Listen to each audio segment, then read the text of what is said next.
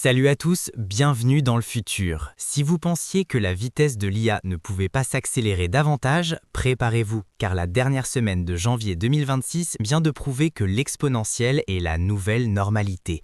Ce n'est pas une simple évolution, c'est une accélération industrielle massive et continue. Aujourd'hui, on parle de la fin de la personnalité chez OpenAI, de robots autonomes sur Mars et d'une guerre géopolitique pour le contrôle de la logique.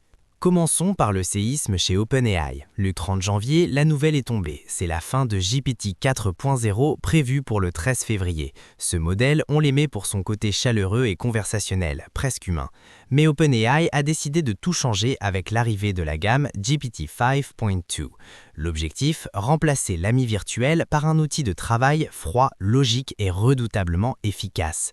On perd en empathie ce qu'on gagne en capacité brute de résolution de problèmes complexes. C'est un message clair, l'heure n'est plus de la parlotte, mais de la productivité industrielle. Pendant ce temps, Google redéfinit la créativité avec le Project Genie, dévoilé le même jour. Imaginez, vous ne générez plus une simple vidéo, mais un monde virtuel entier et interactif. Une simple image suffit pour créer un univers dans lequel vous pouvez vous déplacer et jouer instantanément. Et ce n'est pas tout.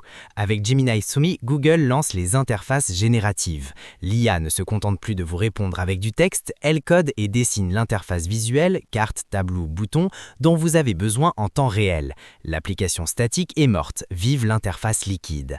Mais la plus grosse tendance de la semaine, c'est l'agentification. Meta a fait un virage à 180 degrés. Le métavers, c'est fini, place aux agents utiles. Mark Zuckerberg a sorti le chéquier, 2 milliards de dollars pour acheter la start-up Manus. Pourquoi ? Pour intégrer des agents autonomes directement dans WhatsApp et Instagram.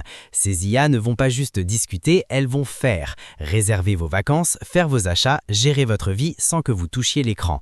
C'est la même révolution au bureau avec l'alliance entre ServiceNow et Anthropic annoncée le 28 janvier. Votre nouveau collègue virtuel gère les dossiers administratifs et informatiques tout seul.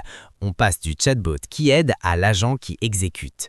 Et cette autonomie ne se limite pas à la Terre. Le 31 janvier, la NASA a confirmé une première historique. Le rover Perseverance roule désormais seul sur Mars grâce à l'IA Claude. Fini le téléguidage lent depuis la Terre.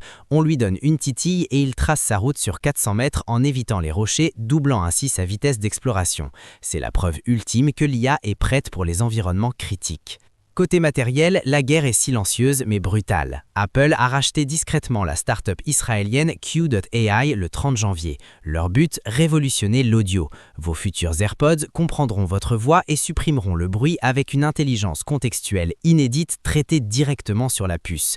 De côté, Microsoft veut démocratiser tout ça avec sa puce Maya 200. Elle réduit de 30% la facture électrique des IA, ce qui est crucial pour que nos abonnements n'explosent pas. Mais attention, il y a des ombres au tableau. Un rapport d'Experian du 26 janvier est formel. Les agents IA sont la nouvelle cible numéro 1 des pirates. On ne hack plus un mot de passe, on manipule l'assistant pour qu'il trahisse son maître. Et sur l'échiquier mondial, la Chine ne joue plus les seconds rôles. Les modèles DeepSeek et Qwen d'Alibaba ont pris 15% du marché mondial en un an. Plus inquiétant pour l'Occident, des chercheurs chinois viennent de percer le secret du raisonnement logique complexe le 29 janvier, un domaine qui était jusqu'alors une forteresse américaine. Pour finir, parlons de l'échelle titanesque de ce qui se prépare. OpenAI vient de signer un chèque de 10 milliards de dollars pour garantir sa puissance de calcul jusqu'en 2028. On parle de 750 mégawatts. C'est de l'industrie lourde. L'IA n'est plus du software, c'est de l'infrastructure physique. Voilà, vous savez tout. On entre dans l'ère des agents autonomes et de la compétition mondiale féroce. Abonnez-vous pour suivre cette révolution. On se retrouve la semaine prochaine.